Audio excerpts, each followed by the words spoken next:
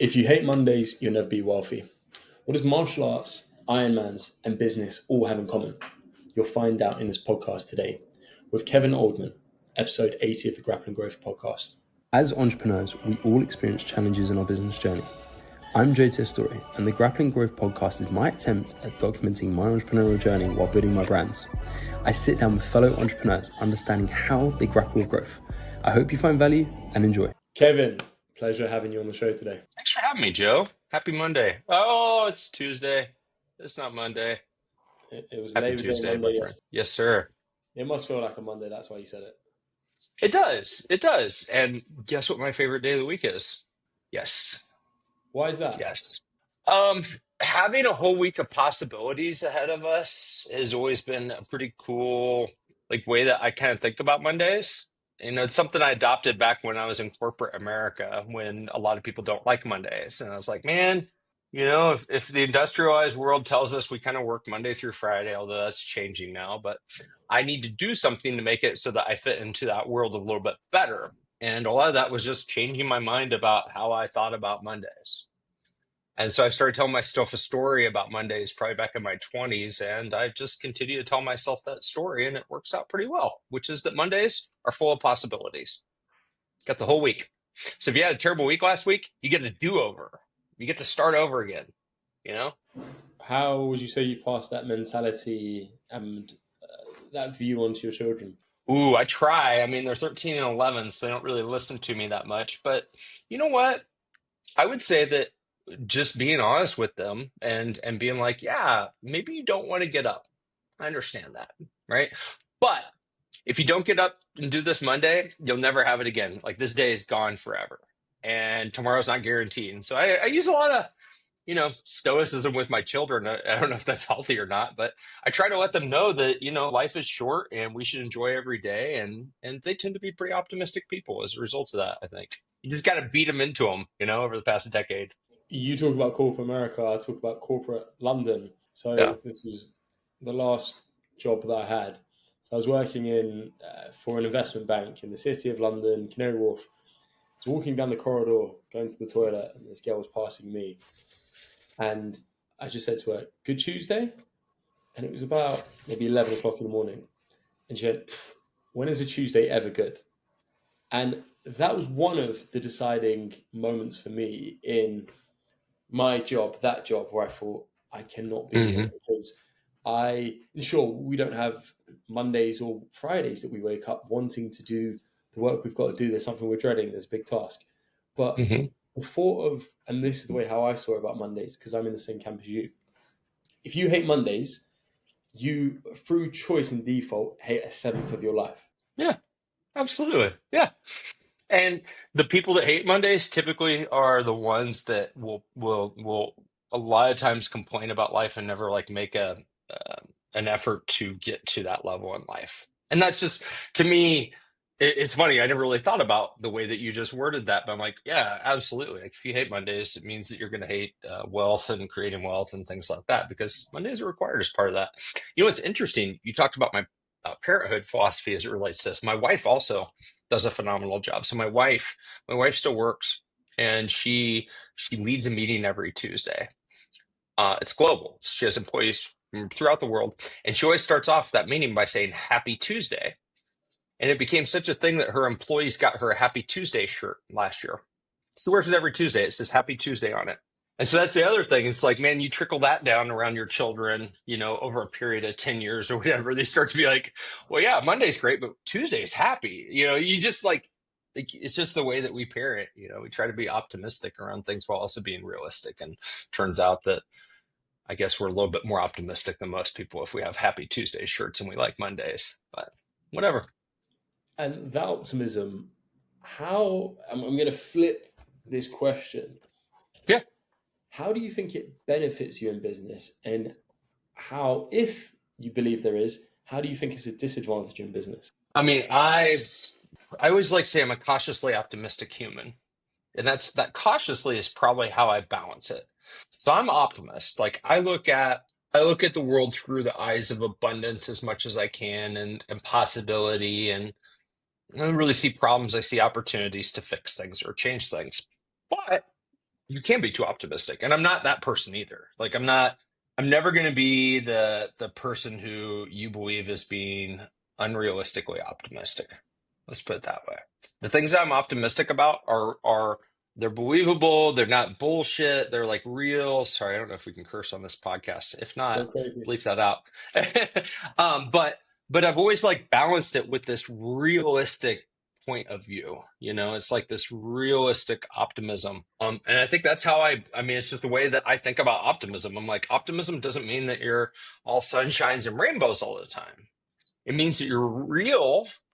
You live in reality, but you tend to see things through a different lens than other people do. I mean, a lot of people are going through life just disenfranchised, grumpy, angry, like all that. And if we go back to the thing that I said earlier, I'm like, well, I'm acutely aware that my life could end today.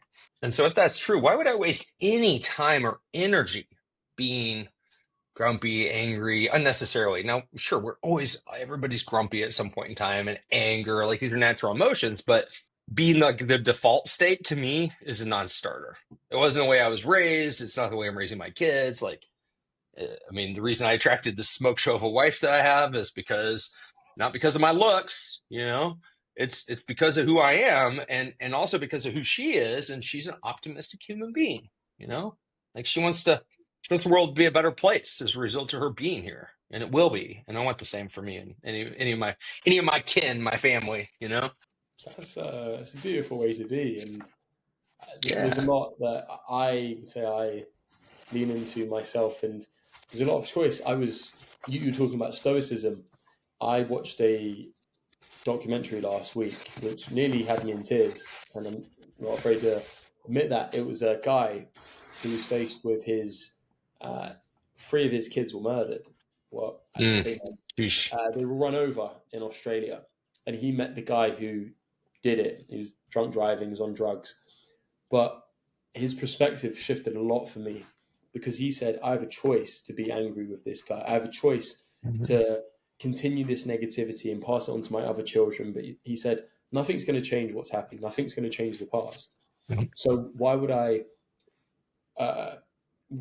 I voluntarily choose to move these negative emotions into every other walk of life? And he forgave the guy. And the guy had so much remorse. And he said, I regret what I do every single day. And he said, the guy whose family it happened to, he said, this guy is as influential in my life as anyone else has been here. My wife, my children.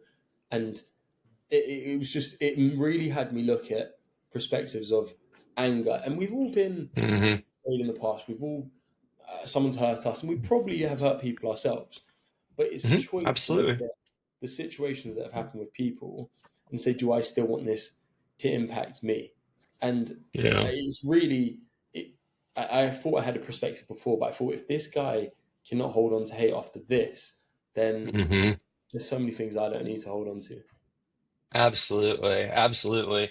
I one of the other things that's really helped me is understanding why I am on this big rock called Earth. And that was something that once I figured that out, a lot of my unnecessary suffering dissipated. So I keep this on my desk. This is my personal development plan. It's old, it's marked up, it's provided in work with me, or in concert with a guy who used to be my coach, my mindset coach. His name's Jose Bolaños. He's in Nicaragua, of all places. That's cool. And he helped me figure out why I am here. And once I figured out why I am here, a lot of the negative, like any negativity, any like just life got easier. Let's just put it that way. So I'm Why going to are share you with you why. I'm going to share that with you. So yeah, it says be the filament. Be the filament, be the light. I am the commitment to being the filament in the lives of the people I touch, to being the light. Why? Well, in case you can't tell, I'm a positive human being. I feel like the earth needs it, like humanity needs a little bit, for all the negative stuff that's dividing us on social media and the news and all this crap. If there can be a human being out there that you encounter, maybe you're a server at a restaurant and we encounter each other, I'm your guest. This happened Friday night. Took my wife out, my daughter, and then my daughter had a sleepover, so she had her friends, right? We actually had the best service we've had. My wife said that. She's like, she's the best server I've ever had. Best server I've ever had. My wife was a server in high school, so she gets to say those types of things. And so we let this lady know. We showed her by being engaged and having conversation with her and everything. And then we also showed her by leaving her a big fat tip at the end. And that was like my way of being the filament in the life of that human being. And that human being, that server, we were probably one of, I don't know how many tables. They were full, it was a full restaurant, steakhouse, right? Probably 20 tables that she served, maybe 50 tables she served during that shift. My goal there was because I know that she probably had a bad experience that day at work too. She probably had maybe somebody who didn't tip her or tipped her 10% and maybe was grumpy or whatever, right? And I wanted her to leave and remember the positive. And that's what being the filament in the lives of the people I touch means. How I know this is my purpose. How I know this is my infinite purpose. You talked about watching a documentary. Have you ever read a book called Man's Search for Meaning by Viktor Frankl? Ooh, look at that smile. It's a deep one, right? Right, let me pull this up actually. He's going to pull it out. He's going to pull out the text. So I took this out of my garage today and I had to hunt for it. Have you read it before? I have, and I'm going to read it again. Heavy, the right? conversation I had just before this podcast was with a doctor who we ended up bringing this book up as well. So it's interesting because my brother was asking me for a book recommendation. I believe, well, this is objectively or subjectively, sorry, this is the best book I've ever read. It's a big one. So for your listeners or viewers who've never watched or who've never read it, at a high level, Viktor Frankl was he's a Holocaust survivor, and he spent a lot of time in concentration camps, and he lost everything. He lost his business, he lost his family and everything, yet he was still able to be light and whatnot, right? Like he was still able to find purpose even in the darkest circumstances. And that's how I know I'm right here with Be the Filament. I could be in prison, I could be in a death camp, I could be homeless, I could be a variety of circumstances that I hope I never have to encounter, but that people and humans encounter. And I could still be that, right? I could still honor that. So I know I'm on the right path here, and that whole scenario has led into the optimism thing a little bit more, I guess, right? The worldview, abundance, and all those things. When you realize why you're here, it makes a lens of life pretty awesome to look through.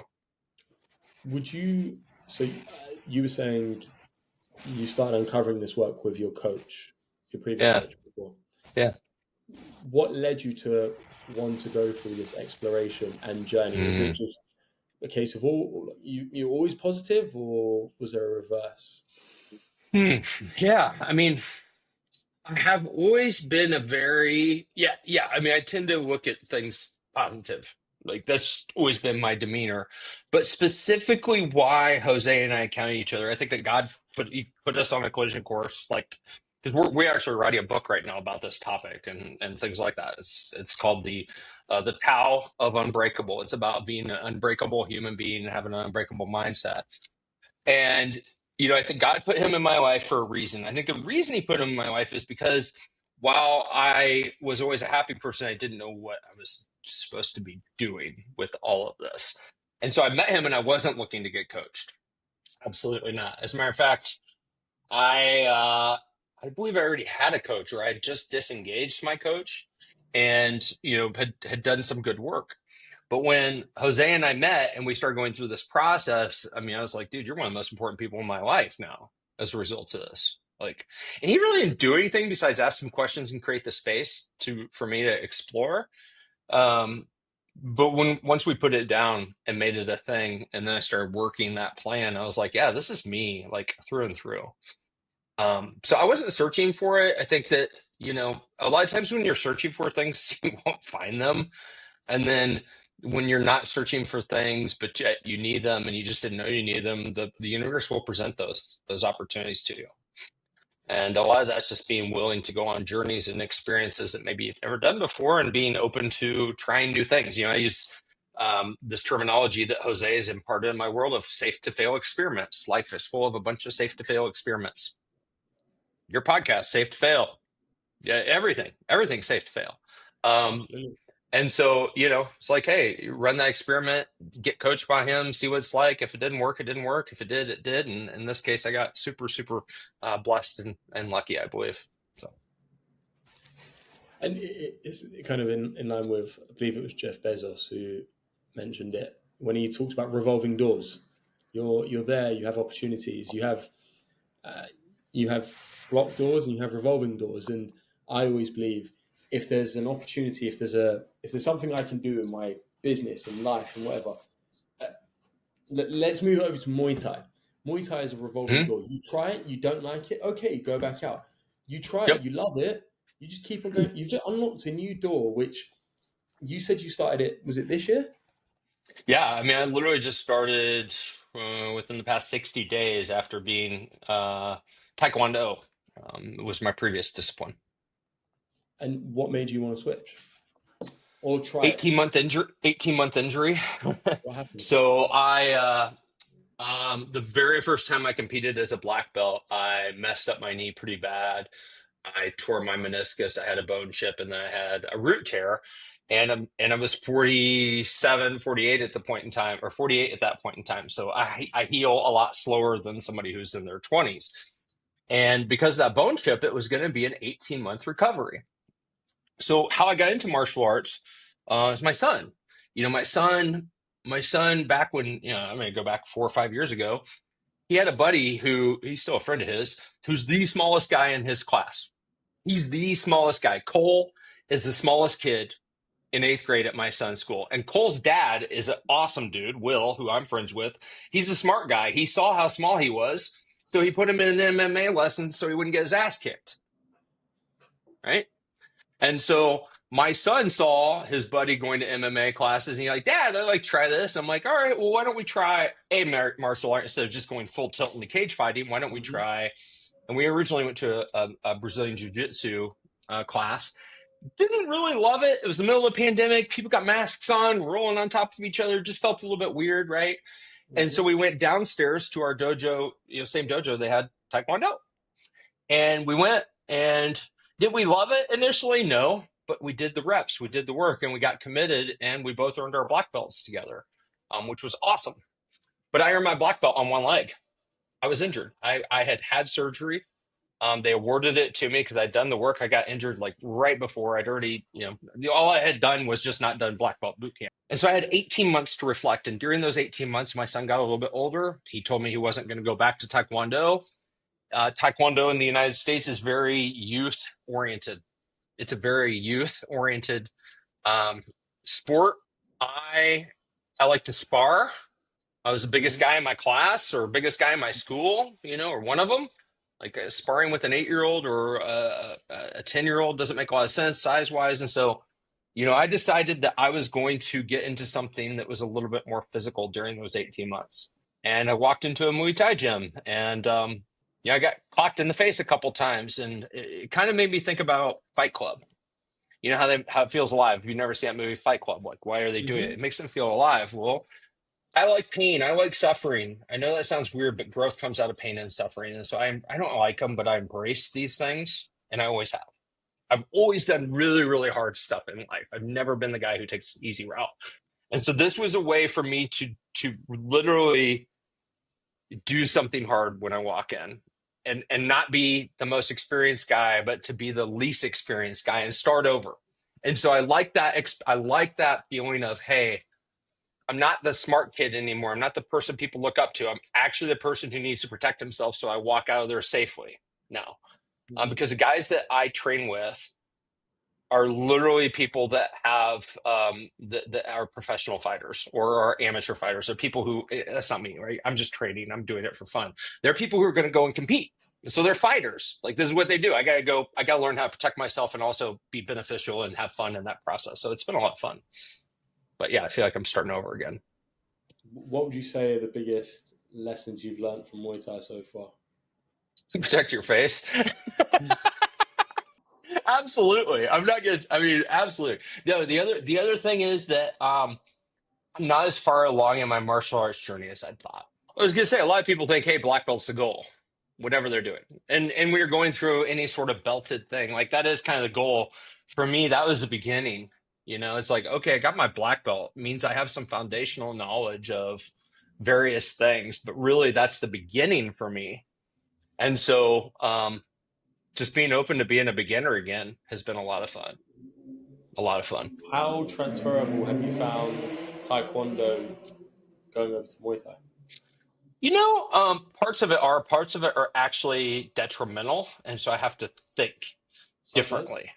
So, um, so let's just think about like stances and things like that. Like you're not going to use some Taekwondo stances that you're using for point sparring that you're going to use when you're actually sparring. Because you're just It's going to going to get be your leg different. chopped down. You're just going to get your ass kicked, right? So things like that, even just some of like my stances and things like that are a little bit different when you're looking at Muay Thai versus Taekwondo. But Muay Thai means 8 limbs. It's the national sport of Thailand, and I love the fact that I got 2 more limbs that I get to use that I didn't get to use in Taekwondo: elbows and knees. That's pretty awesome. I'm like, oh, I got twice as many weapons on me now. So it's been So awesome. I trained Muay Thai for about 3 years. Yeah, Haven't done it as much since I've been doing jiu-jitsu. yeah. And yeah, I actually went out to Thailand and trained with those guys. There was a Did you? guy who I sparred with. I think he said he had over 500 fights. And Holy crap! he lost the That's a majority. He lot. said he lost something like 400. But Yeah. essentially, it's just like for them, it's like American football, basketball for you guys. It's like football for us, soccer. It's just what they do. They go there. But Yeah, it's all they do. what I loved about it is it's so playful. No one's going to hurt each other. It's you're there Yeah. and you even see probably the most famous guy in the world in Muay Thai, Senchai.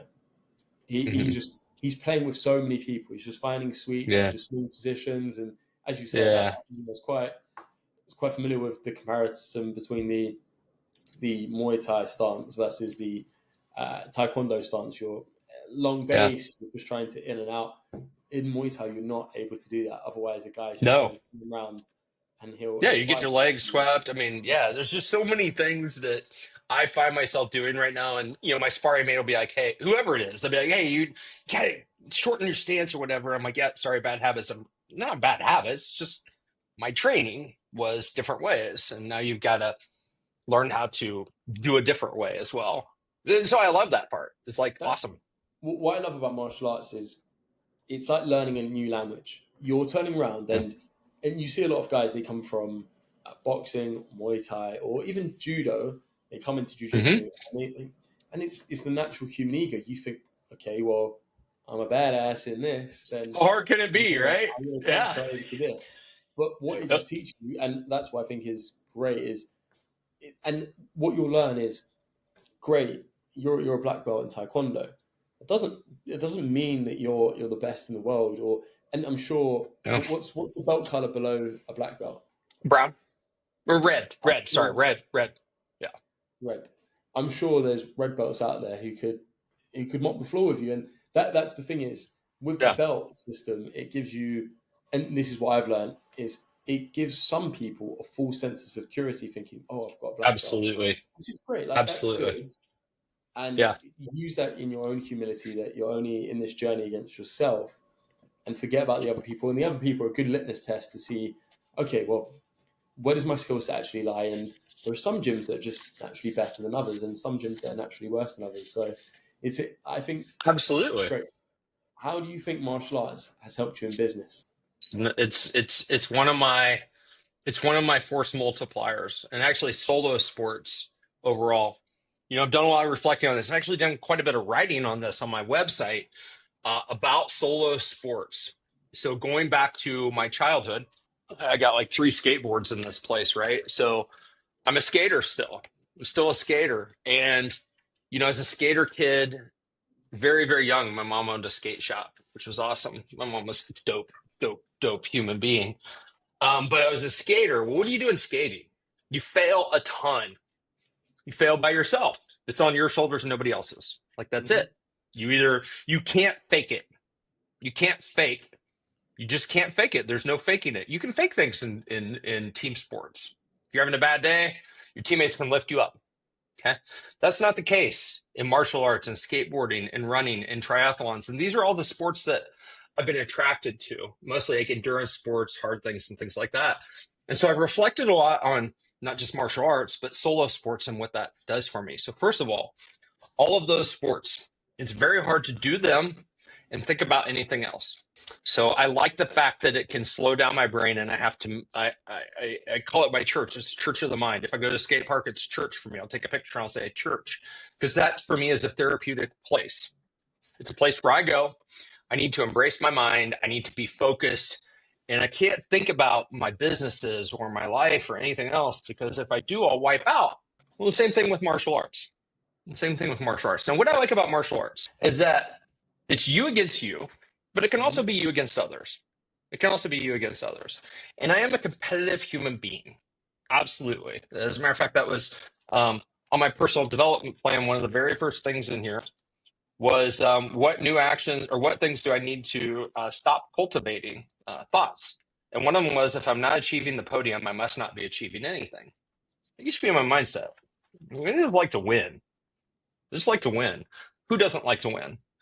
Well, sure, I like to win now, but I've also started thinking about the journey, because the journey of being in solo sports has allowed me to be disciplined and focused in my business, disciplined and focused in my personal life, in my spiritual life. Like all these things, the discipline and focus that are required to be a good martial artist give you that foundation that if you let it, and it's really hard not to, let it seep into the other aspects of your life, you find that, you get that discipline and that focus in other aspects when you need it.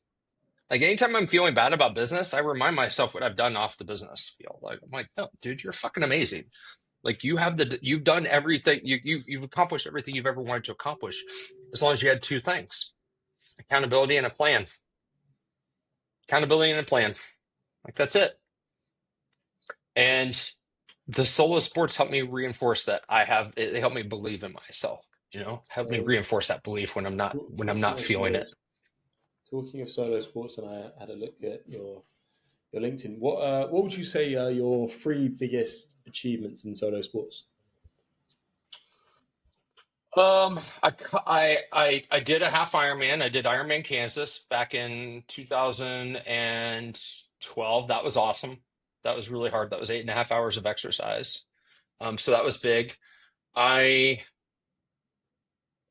my black belt was awesome. That was really cool. Like that's something, both of those things are things that nobody can ever take away from me. And then when I was young, I'm talking under 10, I was fast. I was a fast runner. My parents saw this. They put me in a track club called Thunderbolt, and I got to go to the Junior Olympics. I got fourth place, but that was still pretty cool to go to the AAC Junior Olympics and get fourth place.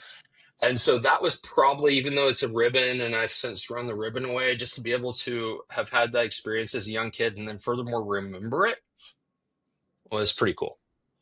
Nice. That's that's powerful. And I think what I find, I did an ultra marathon back in May. How many miles? 50 kilometers. So I think 32, 33 30, miles. 32. Yep, 32.5. Yep. And for me, it was one of those things that it gave me another layer of social proof. And that's the way I see the physical. Whenever I achieve these things, whenever I do these things, it's social proof to myself. I don't care about others. It's, I was able to do that. And how does that make me feel? And I know when things are tough and there's challenges, you can just go in, as Dave Goggins says, he calls it the cookie jar.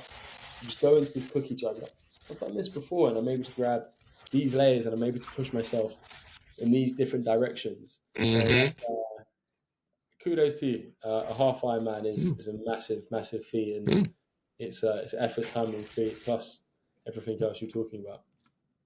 Back to you as well on the ultras. My brother, I have one sibling. He's 7.5 years older than me. He got into that ultra world, I don't know, probably 15 years ago. And he was doing those 24-hour races, 100-mile ones. And I went and watched him once. Keep in mind, I'm an endurance athlete, or I used to be. And I watch those and I'm like, nah, exercising 8.5 hours is just a third of it. Like the people who go do those really long ultras, yourself included, are insane. So kudos to you as well. I think you Thank guys you. are I mean, nuts. your brother is levels above me, so It's I wouldn't. crazy, man. It's Tell myself. insane. I went and watched one of them. It was brutal. And it was like, why would you do this to yourself, man? When I was on my run, I don't know how many hours in I was. It took me 7.5 hours, and it was all trails up and down. And there was a guy probably about, I don't know, four hours in, let's just say, and we're overtaking him. So as you do, you're going up the mountain. So how long are you doing? How long are you doing? And the guy says 100 miles. I was like, so, yeah, I did 100K last year. So what are you eating? And this guy had 10 hamburgers on him. He just said, yeah, I've just got Yeah, hamburgers. he's running with 10 hamburgers on him. Yeah, he was with the man. He's like, it's the perfect balance of carbs, protein, and he's like, I put different sauces on them. So that's what he was having. And we were going through the process, and he said he, uh, however, yeah, so he must have been about close to 24 hours in, because it took him 28 hours.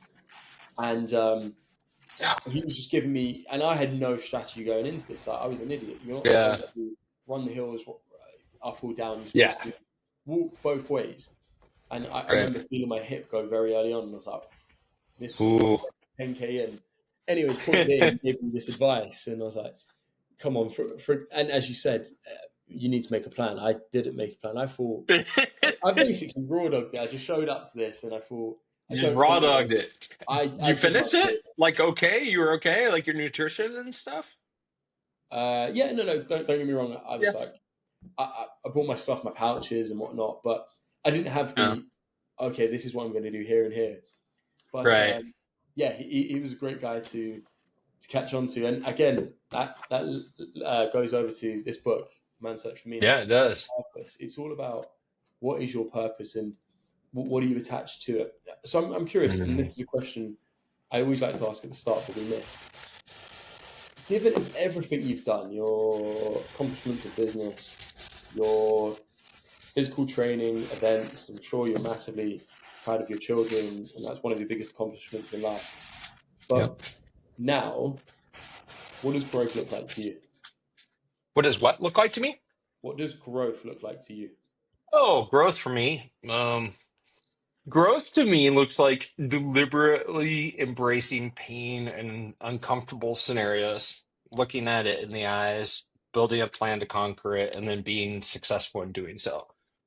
So deliberately seeking out hard things. Like that's what it looks like for me. Because if you get, I'm trying to think of something that's come easy in my life. Not a lot has. I think a lot of people think it has. People I grew up with, they're like, oh, whatever. I'm like, no, I work my ass off and I always have, which is just the reality. But for me, it's like deliberately embracing the suck, because I know that when you deliberately embrace the suck, the pain or whatever, the growth comes out of that. And that's a mental model that I always use. I take it down to the physiological level of muscle. When you're tearing your muscle to get it to regenerate and regrow. That's why working out's all about lifting weights. Well, I think the same thing around my life. Anywhere that there's ripping or whatever. So like right now, I'm very big into trying to balance out the spiritual part of my life. So what does that look like? It means that I've leaned into some things, and as a result of those leaning in and maybe doing things I wouldn't have done last year, I've seen regrowth in a more powerful way. When you tend to things that are kind of broken, they can regrow quicker like muscle. And so I just kind of think about life like that.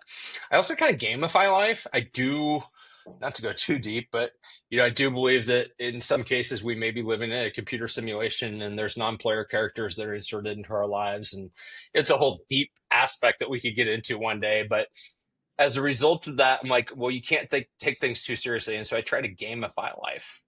I try to make life a game. I try to live it in a little bit of a whimsical way. And it's just the way that I've gone through life. And that really ties into, being the filament too, right? It's like, don't take this thing too seriously. It can be taken away from you tomorrow. It's just the finiteness. I buried a buddy 2 weeks ago. He's 50 years old. Like I sat there with his dead corpse. Like I touched it.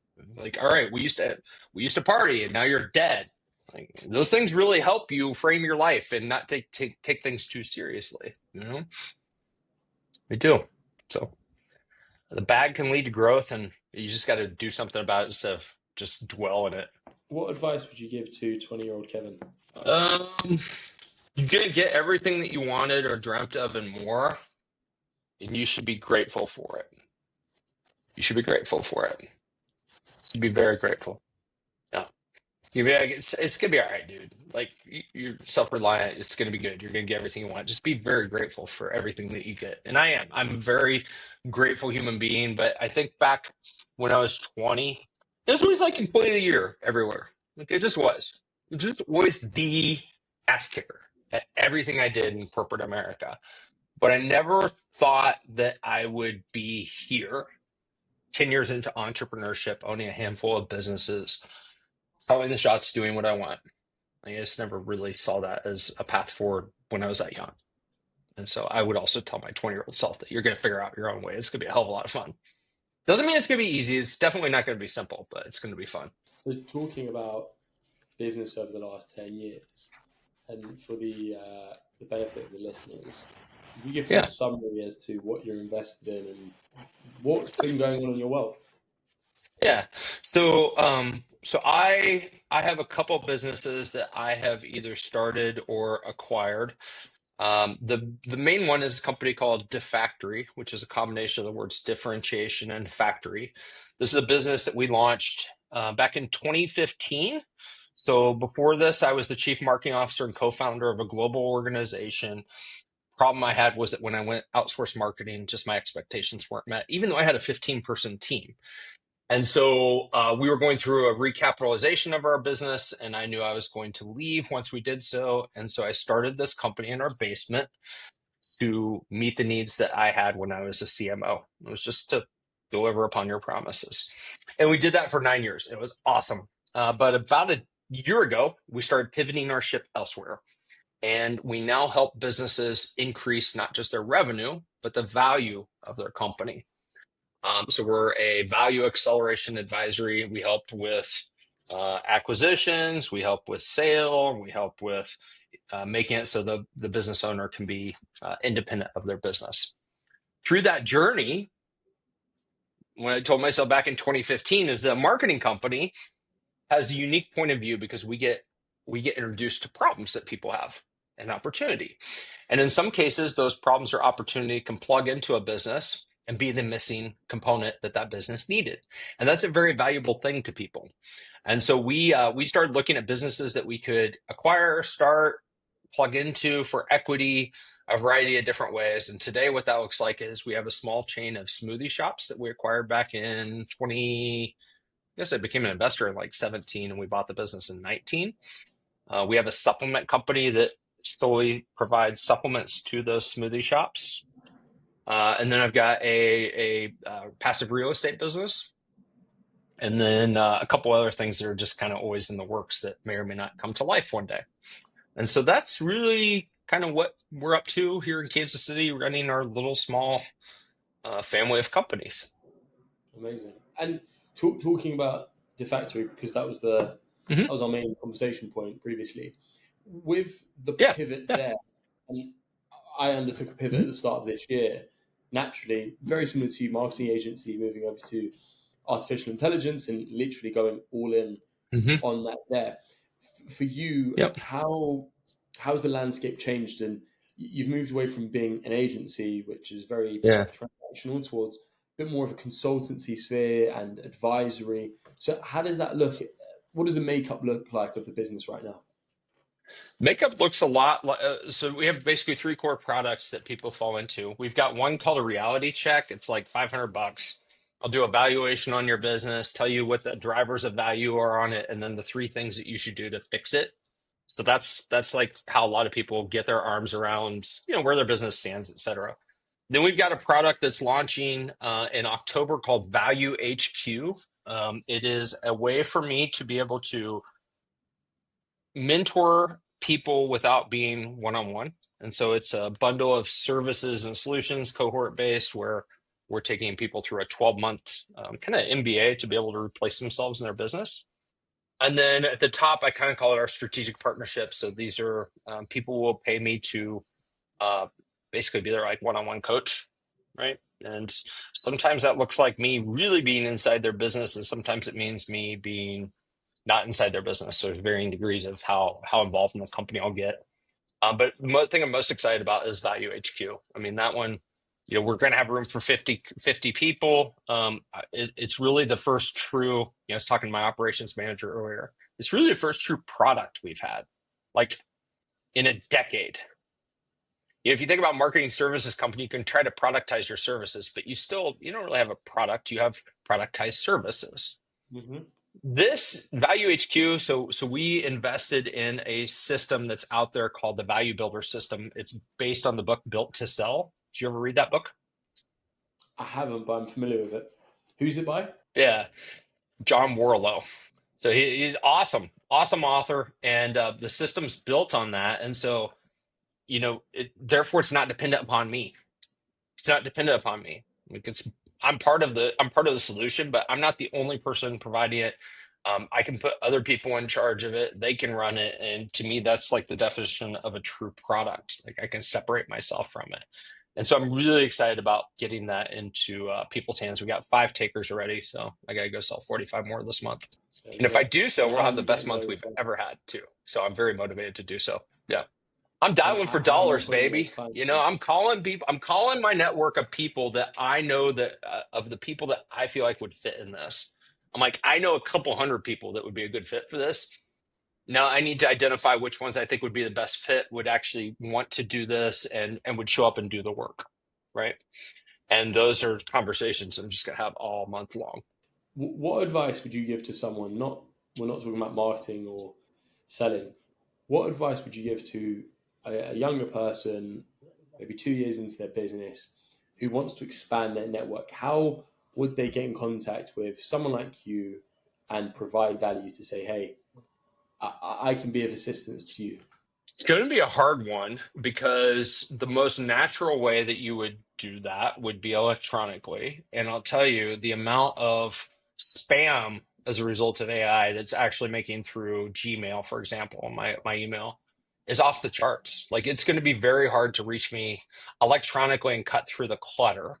And so then if that's true, how do you do it? Well, I am very bullish on in real life or conversations like this. Like, this is very effective. You've got a podcast. You're letting me tell my story. You've got a platform, blah, blah, blah, right? Like, that's awesome. Like, that's a very good way to do it. But otherwise, like the whole in real life aspect, I'm very bullish on that in the face of what I'm seeing right now, and I'm sure you are, of just so much automated crap. When things go too far one way, we're going to come back one way or another. And so I took a writing class last summer with Dan Coe on like how to be a good writer, because I'm not that great of a writer. Like, I am very optimistic around things that are hard to do, things that do not scale, things that are real, like human to human type of things. Because that's, if we say, why are we doing this AI experiment? Why are we doing it? Well, we tell ourselves this so that we can get to human connections and all these things. Okay. Well, that's not going to be the default thing. Like, you're going to have to be deliberate. Otherwise, you're just going to turn into somebody who uses AI and becomes very isolated. It's actually why I'm moving out of this office. Literally, like, I got the keys to my other office across the street today. It has windows. I found myself in this office for the past 6 months that has no windows. And I'm like, what am I doing? I'm sitting here talking to AI all day. I'm not talking to human beings. That's not good for me long term, and I know it. And so I'm changing my environment. So change your environment.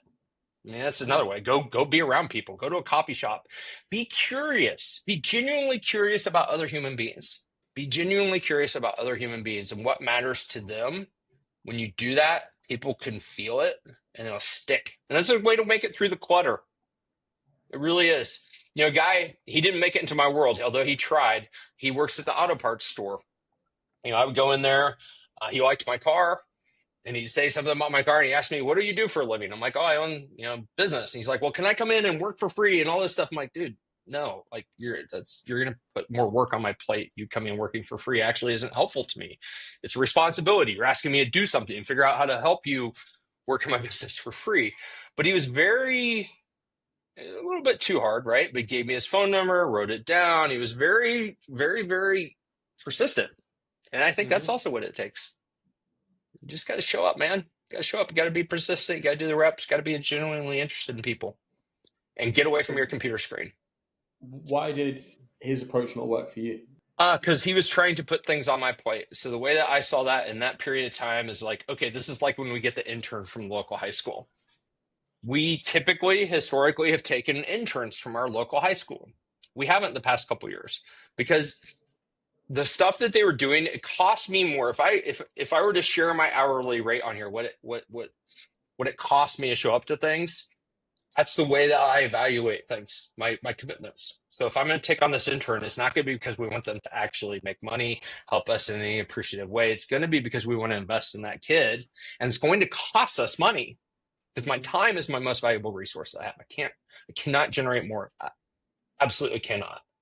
And so he was looking to come in and have us mentor him and everything. I'm like, man, we're actually not set up to do that right now. Like we have to gear up to take in our interns. We got to like set a schedule and what we're going to do with them and all these things. We have to invent things for them to do, and it's like this lift for us.